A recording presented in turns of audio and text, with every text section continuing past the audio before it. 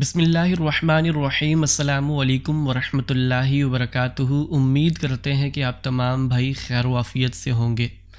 الحمدللہ آج ایک دفعہ پھر سے ہمارے درمیان ہمارے پینل میں موجود ہیں معروف اسکالر ڈاکٹر خالد ظہیر صاحب، جو کسی تعارف کے محتاج نہیں، آپ سب لوگ بخوبی ان سے واقف ہیں اور ماشاءاللہ بہت خوبصورت طریقے سے اور مدلل انداز میں گفتگو کرتے ہیں، اور بالخصوص جب میرے جیسے نوجوان کے ذہن میں کوئی سوال کوئی الجھن پیدا ہوتی ہے تو ہماری سطح پر آ کے، ہمارے لیول پہ آ کے ہماری اس الجھن کو دور کرنے کی کوشش کرتے ہیں۔ اسی وجہ سے آج ہم نے ان کو زحمت دی ہے، مدعو کیا ہے۔ بہرحال سب سے پہلے ہم ان کو اپنے اس پلیٹ فارم پہ ویلکم کرتے ہیں۔ السلام علیکم ورحمۃ اللہ۔ ڈاکٹر صاحب کیسے ہیں آپ؟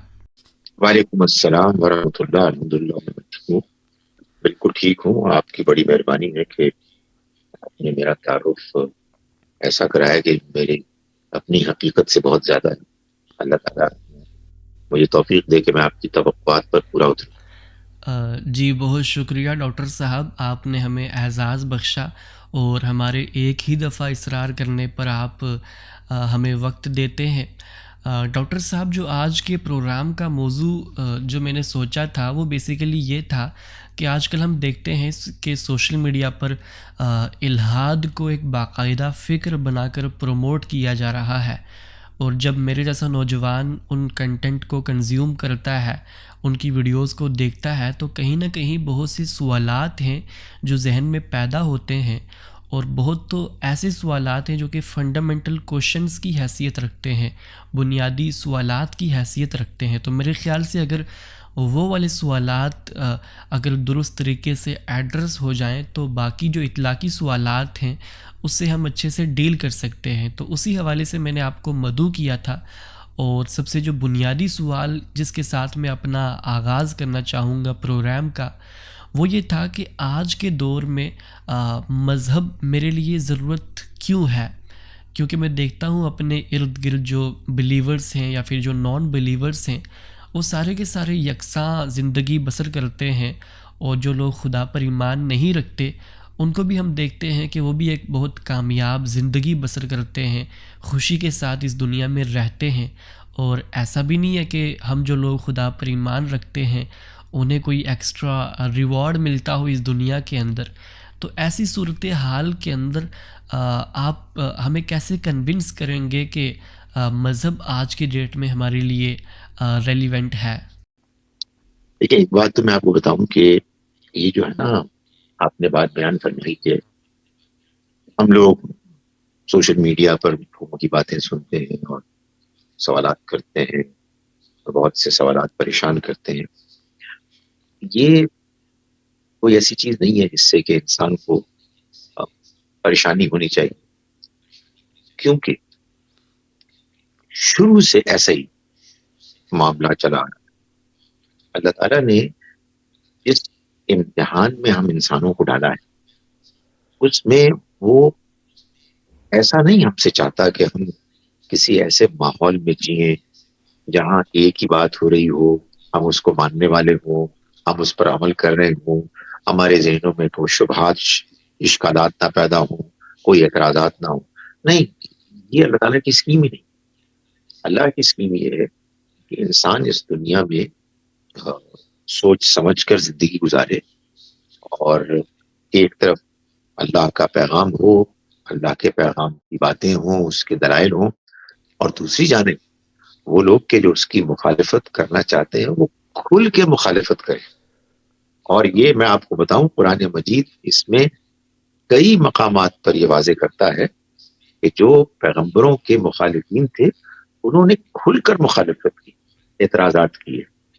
اس کے نتیجے میں جو ماحول بنتا ہے اس میں پھر اللہ تعالیٰ دیکھتے ہیں کہ کون لوگ ہیں کہ جو واقعی حق پسند ہیں، اور کون ہے کہ جو سرسری طور پر کسی بات کو مان لیتے ہیں اس لیے کہ وہ وہاں پیدا ہو گئے، یا ان کو کسی چیز کے کسی ظاہری سطحی پہلو نے متاثر کیا۔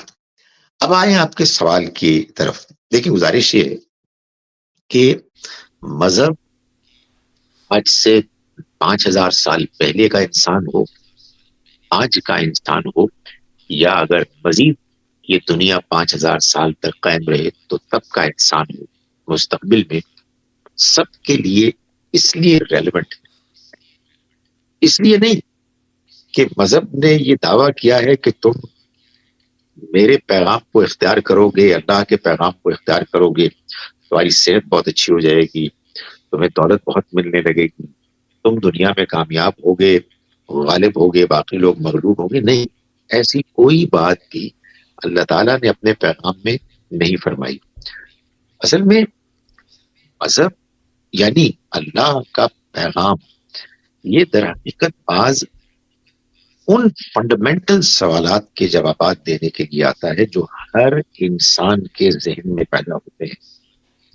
میں یہ سوچ سمجھ کے کہہ رہا ہوں، ہر انسان کے ذہن میں پیدا ہوتے ہیں، وہ کوئی انسان بھی ہو. بعض لوگ اس کو دبا دیتے ہیں، بعض لوگ ان سوالات کو فیس ہی نہیں کرتے. لیکن یہ بات کہ مجھے کس نے بنایا ہے، جس نے بنایا ہے اس نے مجھے کیوں بنایا، میری زندگی کا مقصد کیا ہے، اس دنیا میں ایسا کیوں ہے کہ مجھے بہت سی چیزوں کے بارے میں معلوم ہے کہ وہ پسندیدہ ہیں اور بہت سی ایسی ہیں کہ جو ناپسندیدہ ہیں. زندگی میں اونچ نیچ کیوں ہے، پریشانیاں کیوں ہیں، موت کیوں آتی ہے، موت کے بعد کیا ہونے والا ہے. یہ سوالات ہیں کہ جن کا تسلی بخش جواب انسان چاہتا ہے. بعض لوگ مایوس ہو جاتے ہیں، اس لیے پھر وہ کہتے ہیں کہ ٹھیک ہے ایسی دنیا میں سب کچھ کرو، باقی ہمیں کچھ معلوم ہی نہیں ہے.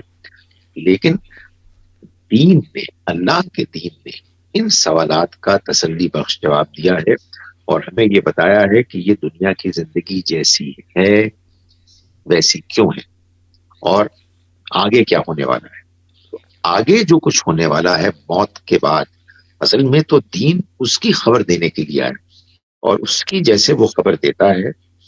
میں آپ سے گزارش کروں، میرے جیسے کمزور لوگ ہو سکتے ہیں کچھ کمزور قسم کے جوابات دے کے بعض اوقات چیز حقیقت کو دھندلا کر دیں، ورنہ اس پہلو سے اللہ کا دین نہایت واضح ہے.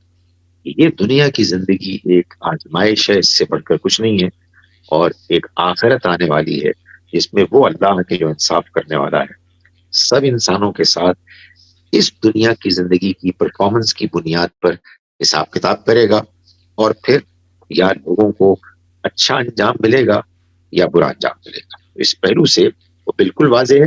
اس دنیا میں اگر آپ دیکھنا چاہتے ہیں کہ مذہبی لوگ اور غیر مذہبی لوگ دونوں الگ ہوں تو یہ اللہ کا فیصلہ نہیں ہے. مادی طور پر ایک ہی طرح کے ہوں گے، بلکہ وہ ہو سکتا ہے زیادہ بہتر آپ کو نظر آئے. تو اگر یہ سوالات ہی پیدا نہیں ہو رہے کسی کے ذہن میں اور اس کو موت کوئی مسئلہ ہی نظر نہیں آ رہی، اور موت کے بعد کی زندگی اور اس دنیا کی زندگی میں بنانے والا کون ہے، وہ ہم سے کیا چاہتا ہے، یہ سوالات ہی پیدا نہیں ہو رہے، تو ظاہر ہے کہ اس کے بعد تو پھر یہ زندگی دنیا کی رہی تو آزمائش ہے. اس میں کون زیادہ بہتر ہے ظاہری طور پر، کون کمتر ہے، اس سے کوئی فرق نہیں پڑتا. جی بہت شکریہ ڈاکٹر صاحب، بہت خوبصورتی سے آپ نے یہ بات بتائی کہ چونکہ انسان ایک باشعور مخلوق ہے تو اس کے ذہن کے اندر بہت سے سوالات پیدا ہوتے ہیں جس کا جواب حاصل کرنا نہایت ضروری ہے. اور انہی سوالات میں سے جو سب سے اہم سوال ہے وہ ہے ہی یہی کہ ہمیں کس نے پیدا کیا اور کیوں پیدا کیا. ڈاکٹر صاحب چلے اتنی بات تو آپ کی معقول نظر آتی ہے کہ ہمیں مذہب کو کیوں فالو کرنا چاہیے، لیکن جب ملحدین کے ساتھ ہم گفتگو کرتے ہیں تو ان کی طرف سے یہ مطالبہ کیا جاتا ہے کہ اگر آپ خدا پر ایمان لاتے ہیں، خدا کے وجود کے قائل ہیں، تو اسے ثابت کریں. کیونکہ ہم بچپن سے یہ چیز پڑھتے ہوئے آ رہے ہیں کہ کائنات کے اندر جو بھی کوئی چیز ہے، جو بھی چیز ایگزسٹ کرتی ہے، وہ کہیں نہ کہیں کسی سبب کے نتیجے میں بنی ہے، لا آف کوزیلٹی کو فالو کرتی ہے.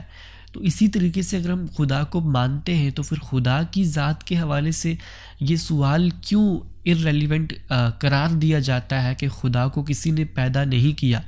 یہ سوال تو خدا کی ذات کے حوالے سے بھی کیا جانا چاہیے کہ اگر خدا ایگزسٹ کرتا ہے تو اس کو کس نے پیدا کیا ہے. دیکھیں، اس سوال کے جواب کے لیے تو بنیادی assumptions کہیے، حقیقتیں کہیے، ان کو ماننا ضروری ہے. ایک حقیقت تو یہ ہے کہ جو دنیا جو زندگی ہم کو نظر آ رہی ہے، حقیقت صرف یہی نہیں بلکہ بہت سے حقائق وہ ہیں جو ہمیں نظر نہیں آ رہے، لیکن اگر وہ نظر نہیں آ رہے تو اس کا یہ مطلب نہیں ہے کہ وہ حقیقت نہیں، بلکہ ان کو ہم حقیقت مانتے ہیں، لیکن یہ ہمیں معلوم ہے کہ وہ ایسی حقیقتیں ہیں کہ جو ہم کو نظر نہیں آ سکتی۔ میں مثال کے طور پر کہتا ہوں کہ ایک ماں اپنے بچے سے محبت کرتی ہے، کوئی بیوقوف آدمی یہ کہے کہ ہمیں محبت دکھائیں، یعنی ایک سالڈ شکل میں دکھائیں، ہماری آنکھیں اس کو دیکھیں، تو آپ کہیں گے نا کہ یار یہ تم پاگل پنے کی باتیں کر رہے ہو۔ محبت کا نتیجہ سامنے آتا ہے، یعنی قربانی، پیار کا اظہار، زبان سے باتیں کرنا، دعائیں کرنا، خیال رکھنا وغیرہ وغیرہ۔ مگر آپ کہیں کہ محبت دکھائیں تو یہ تو عجیب و غریب سوال ہے۔ ہمیں معلوم ہے کہ محبت کسی ایسے سالڈ چیز کا نام نہیں ہے کہ جس کی کوئی تصویر، کوئی شکل ہوتی ہے، بلکہ وہ ایک ایسی حقیقت ہے کہ جو اپنے اظہار کے ذریعے سے نظر آتی ہے، اور یہ معلوم ہے کہ وہ اصل میں چھپی ہوئی حقیقت ہے جس کا اظہار، جس کے شواہد، جس کے نتائج اصل میں ثابت کرتے ہیں کہ وہ موجود ہے۔ اسی طرح کا معاملہ اللہ تعالیٰ کی ذات کا ہے۔ تو ایک تو یہ حقیقت ماننی ضروری ہے کہ جو کچھ نظر آ رہا ہے صرف وہی ریالٹی نہیں۔ دوسری جو ریالٹی ماننے کی ضرورت ہے بہت زیادہ، وہ یہ ہے کہ معلوم نہیں آپ کا کتنا ہے، میرا جو قد ہے وہ 5 فٹ 8.5 انچ ہے۔ میں 6 فٹ کا نہیں، میں 7 فٹ کا نہیں۔ میری نگاہیں ہیں، پہلے رات بہتر تھیں، اب کچھ کم دیکھتی ہیں۔ میرے کان سنتے ہیں، میرے اندر کچھ جسمانی طاقت ہے۔ یہ سب لمیٹڈ ہے، ان سب کی ایک حد ہے اور اس سے کوئی بھی انکار نہیں کر سکتا۔ ہم اس کو بڑھانے کی کوشش کرتے ہیں، بہتر کرنے کی کوشش کرتے ہیں، مگر یہ بہرحال ساری کی ساری ہمارے پاس صلاحیتیں محدود ہیں۔ آج کا انسان، خیر آج کا انسان کیا، آج سے پہلے کا بھی انسان، جب بعض اوقات عقلی طور پر دیوانہ ہو جاتا ہے، ایروگنٹ ہو جاتا ہے، اپنے آپ کو ایگزیجریٹ کرتا ہے، تو اس کا یہ خیال ہوتا ہے کہ ہاں ٹھیک ہے، میں جسمانی طور پر تو محدود ہوں لیکن عقلی طور پر لامحدود ہوں، اور مجھے سارے سوالوں کے جوابات پوری وضاحت کے ساتھ سمجھ میں آنے چاہیے، ورنہ میں نہیں مانوں گا۔ نہیں، ایسا نہیں ہو سکتا۔ انسان کو سب سے پہلے یہ ماننا ہوگا کہ وہ کون ہے، اس کی کیا لمیٹیشنز، ورنہ اس کے کوئی بات سمجھ میں نہیں آئی۔ میں یہ نہیں کہہ رہا کہ انسان کو اپنی عقل استعمال نہیں کرنی چاہیے، ضرور کرنی چاہیے، ہر حال میں کرنی چاہیے، لیکن دیانتداری سے۔ دیانتداری سے جب آپ اپنی عقل کو استعمال کریں گے تو آپ کی عقل آپ کو یہ بھی بتائے گی کہ بھائی صاحب، جیسے آپ کے قد کی، آپ کے جسمانی طاقت کی، آپ کی نگاہ کی، آپ کی سماعت کی لمٹ ہے، ویسے ہی آپ کی عقل کی بھی لمٹ ہے۔ اب آئیے اس سوال کی طرف۔ اللہ تعالیٰ نے ہم سب کو بنایا، تو اللہ کو کس نے بنایا؟ یہ جو سوال ہے یہ اس لیے عجیب و غریب سوال ہے کہ اب تک جو چیزیں ہم نے دیکھی ہیں ان سب کے بارے میں ہم یہ سوال اس لیے اٹھاتے ہیں کہ ان کو کس نے بنایا، اس لیے کہ ان کو دیکھ کے معلوم ہوتا ہے کہ یہ بنائی گئی چیزیں، تو اللہ کو تو ہم نے دیکھا ہی نہیں، تو اس کو دیکھنے سے پہلے ہم یہ کیسے طے کرنے کہ اس کو کسی نے بنایا؟ یہ جو ایک سٹیٹمنٹ دے دی جاتی ہے، یعنی وہ ہم پر تو وہ تانا دیتے ہیں ہم کو کہ جی آپ ایک کتاب کو آسمانی کتاب مانتے ہیں اور آنکھیں بند کر کے مانتے ہیں۔ آپ نے بھی تو بھائی صاحب یہ جملہ آنکھیں بند کر کے گڑ دیا ہے کہ ہر چیز کو کسی نے بنایا، یہ آپ کو کیسے معلوم ہوا؟ سو آپ کو ابھی اللہ تعالیٰ کو دیکھنے کا شرف حاصل ہی نہیں ہوا، تو آپ یہ سوال اس سے پہلے اٹھا کے سے رہے۔ دوسری بات یہ ہے کہ تھوڑی دیر کے لیے مان لیتے ہیں کہ ہر چیز کو کسی نے بنایا ہے، تو پھر نعوذ باللہ میں سمجھانے کے لیے کہہ رہا ہوں کہ جس کو ہم اللہ مانتے ہیں اس کو بھی کسی نے بنایا، تو پھر اس کو کسی اور نے بنایا ہوگا، تو پھر یہ کہیں جا کے بات ختم ہوگی یا نہیں ہوگی؟ یعنی یہ تو نہیں کیا کہہ رہے کہ نہ کھیلیں گے نہ کھیلنے دیں گے. بھائی صاحب ہماری عقل محدود ہے، ہمیں یہ بتا دیا گیا ہے کہ ہمیں اللہ نے بنایا ہے، اس کی صفات ہیں، ہر صفت جو ہے وہ محدود ہے، اور وہ ہمیشہ سے اور ہمیشہ رہے گا. یہ بات ایک ایسی حقیقت ہے کہ جس کو کہ اگرچہ کہ ہم نے دیکھا نہیں، اس کی کھوج ہم نہیں لگا سکتے، اس لیے کہ ہماری عقل محدود ہے. اس سے زیادہ عقل کو آپ آگے بڑھانے کی کوشش کریں گے تو آپ کا وہی حال ہوگا جو اس بچے کا حال ہوگا جس کو یہ کہا گیا کہ تم نے گھور کے سورج کو نہیں دیکھنا. وہ کہتا نہیں میں نے دیکھنا ہے. تو پھر دیکھ لو بھائی، آنکھیں خراب ہو جائیں گی آپ کی. سو ایک تو یہ کہ اللہ ہمیشہ سے موجود ہے اور اس کو کسی نے نہیں بنایا، اور دوسرا یہ کہ اگر آپ اپنی عقل کو دوڑانا چاہتے ہیں، آگے بڑھانا چاہتے ہیں، تو پھر پہنچائیں کہیں جہاں جا کے وہ رک جائے. وہ جہاں رکے گی وہی اللہ. جو لوگ اس کو نہیں مانتے، میں بڑا پریشان ہوتا ہوں کہ پھر وہ کیا مانتے ہیں. وہ یہ کہتے ہیں یہ سب آپ سے آپ ہوئے. یار اس سے زیادہ کوئی عجیب و غریب جواب نہیں، آپ سے آپ ہی ہوا ہے. یعنی خدا کو ماننے کا انکار ہے اور اس عجیب و غریب بات کو منوانے پر اصرار ہے. یہ سب خود بخود ہو رہا ہے، کوئی اس کا کرنے والا نہیں ہے. تو کسی نے بڑا صحیح بات کہی کہ یا دو ہی چوائسز ہیں آپ کے پاس، یا آپ اللہ کو اس کائنات کا خالق و مالک مان لیں، یا پھر اس کائنات کو خود اپنا خالق و مالک مان لیں. فیصلہ آپ کا ہے. جی، بہت ہی عمدہ جواب. اور جو آخر میں آپ نے بات کی ہے کہ جو لوگ خدا کا انکار کرتے ہیں وہ کہیں نہ کہیں ہم سے یہ اصرار کر رہے ہوتے ہیں کہ ہم کائنات کو خدا مان لیں. اور اس سے پہلے بھی آپ نے یہ فرمایا تھا کہ چونکہ ابھی تک ہم نے اللہ پاک کو دیکھا نہیں ہے، اسے دیکھنے کا شرف حاصل نہیں ہوا، تو یہ اب سوال اپنی ذات کے اندر ہی ختم ہو جانا چاہیے کہ اللہ پاک کو کس نے پیدا کیا ہے. ڈاکٹر صاحب اسی کے ساتھ میرا اگلا سوال یہ تھا کہ اور میرے خیال سے کافی امپورٹنٹ سوال ہے اور اکثر لوگ یہ سوال کرتے بھی ہیں، وہ یہ ہے کہ اگر خدا موجود ہے، خدا کی ذات موجود ہے، تو پھر اس دنیا کے اندر برائی ہم کیوں دیکھتے ہیں؟ ہم دیکھتے ہیں کہ دنیا کے اندر قتل عام ہوتا ہے، مظلوموں پر ظلم کیا جاتا ہے. اگر خدا موجود ہے تو خدا کو چاہیے کہ وہ وہاں پر انٹرفیئر کر کے، مداخلت کر کے لوگوں کی مدد کرے جن پر ظلم کیا جا رہا ہے. تو یہ الجھن ہمیشہ پیدا کی جاتی ہے کہ اگر خدا موجود ہے تو پھر اس دنیا کے اندر برائی کیوں موجود ہے؟ تو اس کا اچھا جواب کیا دیا جا سکتا ہے؟ یہ میں آپ کو بتاؤں کہ راج صاحب، یہ جو ہمارے ملحد بہن بھائی ہیں، اور آج ہمارے مسلمان بھائی مجھ سے ناراض ہوں گے کہ میں ملحدین کو اپنا بہن بھائی کہہ رہا ہوں، میرے بہن بھائی ہیں. وجہ کیا ہے؟ پتہ کیا ہے؟ یہ بھٹکے ہوئے، ان کو ابھی بات سمجھ میں نہیں آئی.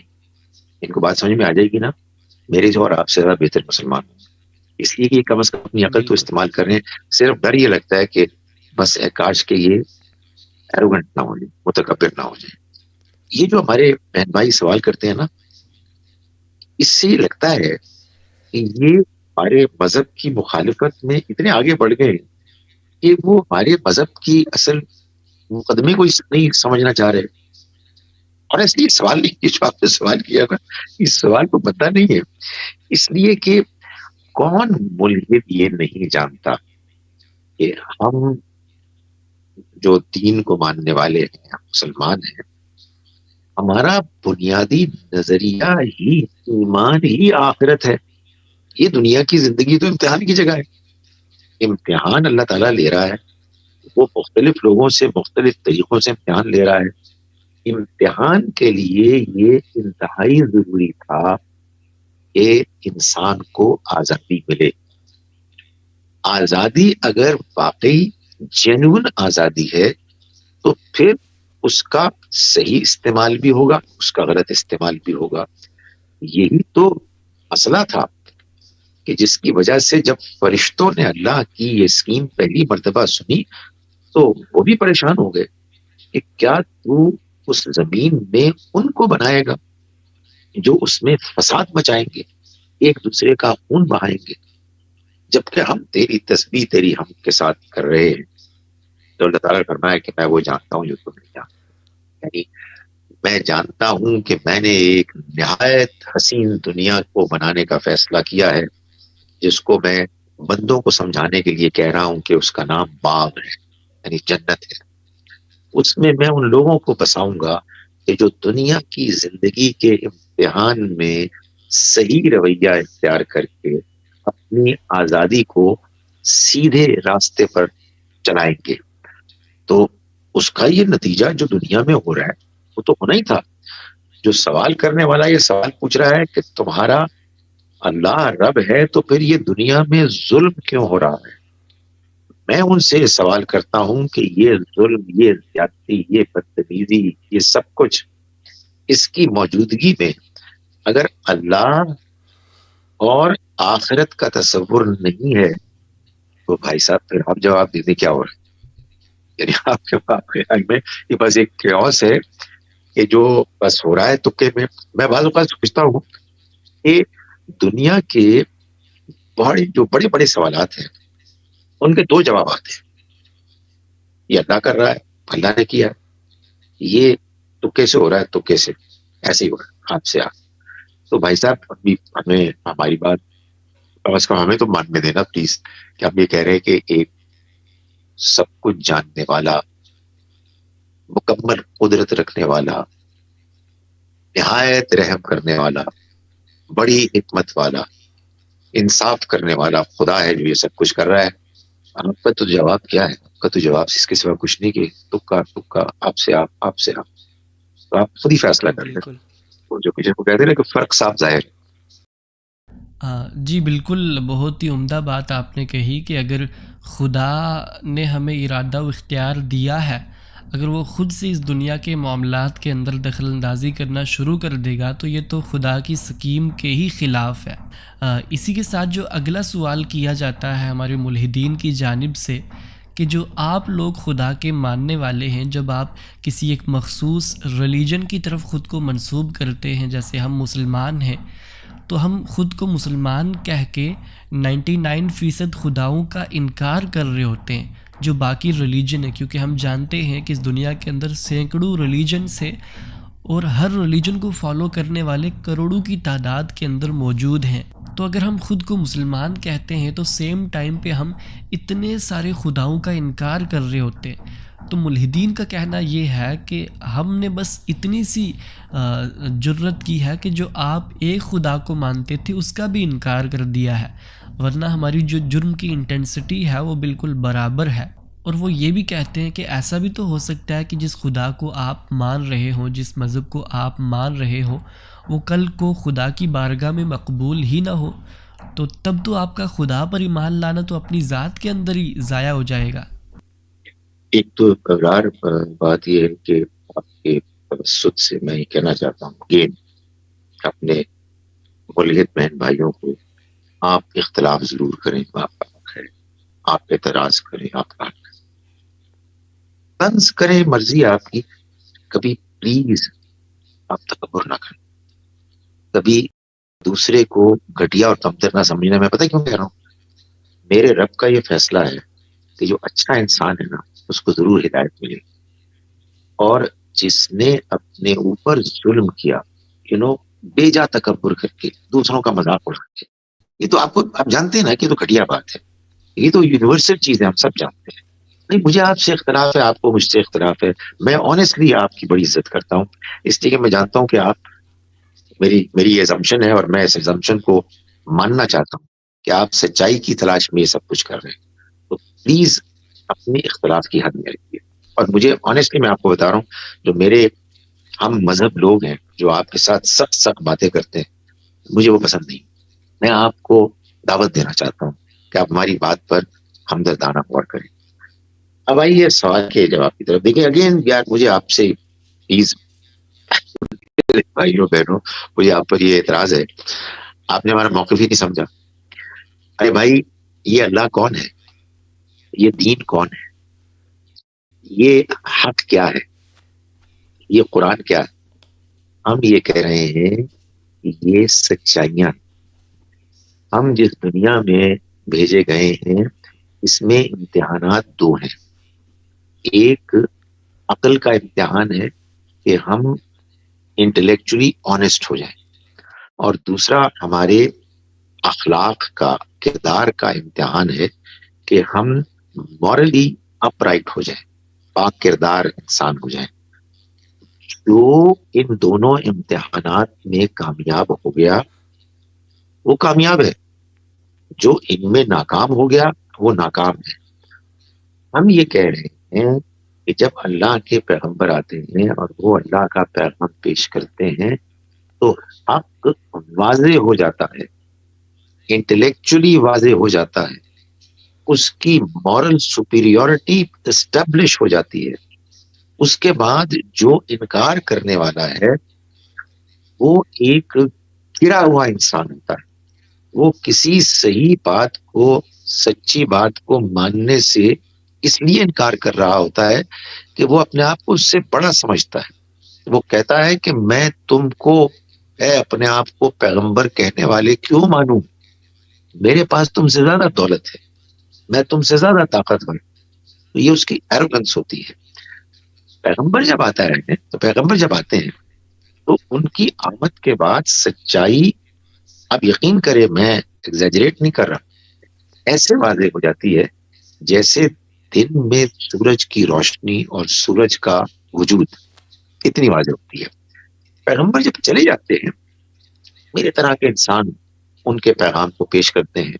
ہمارے پیش کرنے میں غلطیاں بھی ہوتی ہیں، ہم اخلاقی طور پر بھی بہت بلند نہیں ہوتے. تو اس وجہ سے یہ ممکن ہے، اور اسی وجہ سے میں آپ لوگوں کی عزت کرتا ہوں، یہ ممکن ہے کہ ہماری پریزنٹیشن کے نتیجے میں آپ لوگ اس وقتی طور پر غلط فہمی میں مبتلا ہو جائیں کہ یہ غلط ہے. سو آپ کے سوال کا جواب یہ ہے، 99 مذہب ہوں، مذہبی گروہ ہوں، یا 999 ہوں، ہمارا، کم سے کم میرا یہ موقف نہیں ہے کہ صرف میرا ہی گروہ کامیاب ہوگا باقی سب ناکام ہوں گے. نہیں، میں جس کتاب پر ایمان لایا ہوں اس کی روشنی میں یہ بالکل پورے اعتماد سے سٹیٹمنٹ دے رہا ہوں، جو عقلی طور پر دیانتدار ہوگا اور جو اخلاقی طور پر بلند ہوگا، ہاں اس کا کوئی گروہ ہو، وہ کسی فرقے سے تعلق رکھتا ہو، اس کا کوئی فلسفہ ہو، اگر وہ دیانتدار ہے تو وہ کامیاب ہوگا. اور اگر کوئی شخص متکبر ہے، بد دیانت ہے، بد اخلاق ہے، اس کا تعلق کسی مذہب سے ہو، اس کا تعلق کسی پیغمبر کے خاندان سے ہو، وہ ناکام ہو جائے. یہ ہمارا موقف ہے. جی بالکل ڈاکٹر صاحب، اور میرے خیال سے اگر ملحدین یہ جان لے کہ ہم کس پوزیشن میں رہ کے مذہب کے حوالے سے بات کرتے ہیں، کیا ہمارا دعویٰ ہے، تو آدھے سے زیادہ سوالات تو میرے خیال سے وہ انویلڈ ہی ہو جائیں گے، کیونکہ وہ ہماری پوزیشن سے واقف نہیں ہیں. تو ہماری پوزیشن کو خود سمجھ کر وہ ایک مقدمہ کھڑا کرنے کی کوشش کرتے ہیں، جو کہ ایک جائز بات نہیں ہے. ڈاکٹر صاحب، اسی کے ساتھ میں اپنا آخری سوال کرنا چاہوں گا، اور عموماً یہ سوال بھی ہر ایک انسان کے ذہن کے اندر آتا ہے جو دنیا میں مذہبی لوگ ہیں ان کو دیکھتا ہے، کہ ہم دیکھتے ہیں کہ قرآن کی جو دعوت ہے، جو اسلام کی دعوت ہے، اس کے حوالے سے قرآن واضح طور پر یہ بیان کرتا ہے کہ وہ ہماری تطہیر کے لیے، ہماری پاکیزگی کے لیے بھیجا گیا ہے.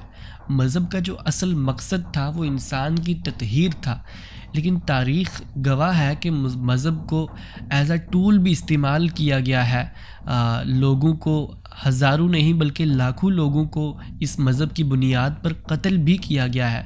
تو ایسی صورتحال کے اندر کہ جہاں پہ ایک چیز کا غلط استعمال زیادہ ہو رہا ہے، تو آپ کو نہیں لگتا کہ ایسی چیز سے بچنے کی ہی عافیت ہے؟ ڈاکٹر صاحب، میرے انڈرسٹینڈنگ میں، جیسے مسلمانوں میں، جیسے مسیحیوں میں، جیسے یہودیوں میں، جیسے ہندوؤں میں اور دوسرے لوگوں میں، ویسے ہی ملحدین میں دو طرح کے لوگ، ایک اچھے لوگ ہیں اور ایک برے لوگ ہیں.